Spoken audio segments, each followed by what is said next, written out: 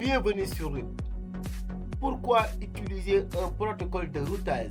Avant RIP, les routes étaient configurées manuellement sur chaque routeur, ce qui devenait complexe lorsqu'une entreprise ajoutait une nouvelle agence, comme après Dakar, Thiès et Saint-Louis.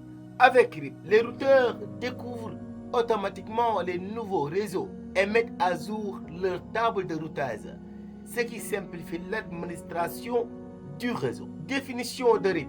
RIP ou Routing Information Protocol est un protocole de routage dynamique.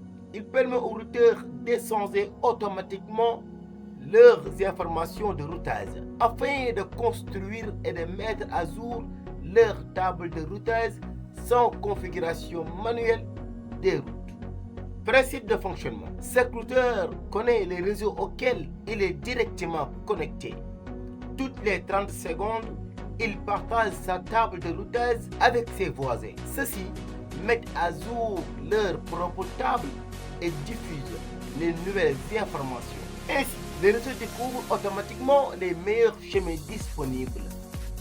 Les caractéristiques de RIP. RIP est un protocole à vecteur de distance qui utilise le nombre de sauts, appelé hop count, comme métrique. Il accepte un maximum de 15 sauts, tandis que 16 sauts signifie qu'un réseau est inaccessible. Il envoie des mises à jour toutes les 30 secondes en utilisant le protocole UDP sur le port 520. La métrique hop count. Dans RIP, ce routeur traversé représente un saut. Par exemple, si les données passent par R1, R2 et R3 avant d'atteindre le serveur, la distance est de 3 sauts. RIP choisit toujours le chemin qui possède le plus petit nombre de sauts. Fonctionnement détaillé de RIP. Lorsque le routeur démarre, il détecte ses réseaux, puis envoie sa table de routage à ses voisins. Ceux-ci répondent avec leurs propres informations. Les tables sont ensuite mises à jour et RIP sélectionne automatiquement le meilleur chemin en fonction du nombre de sauts. RIP version 1 est la première version de RIP. C'est un protocole classful qui ne prend pas en charge le VLSM, le CIDR ni l'authentification. Il utilise le broadcast pour envoyer ces mises à jour, ce qui limite son utilisation dans les réseaux modernes. RIP version 2 améliore la première version.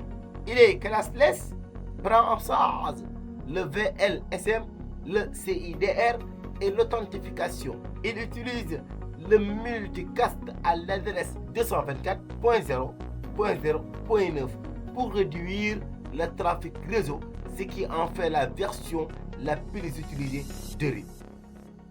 Les mécanismes anti-boucles. Pour éviter les boucles de routage, RIP utilise plusieurs mécanismes. Le split horizon empêche de renvoyer une route sur l'interface où elle a été apprise.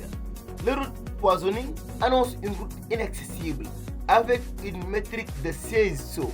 Le poison reverse confirme cette information aux voisins. Le hold down time ignore temporairement les nouvelles mises à jour sur une route invalide.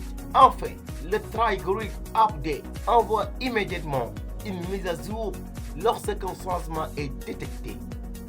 Les temporisateurs RIP.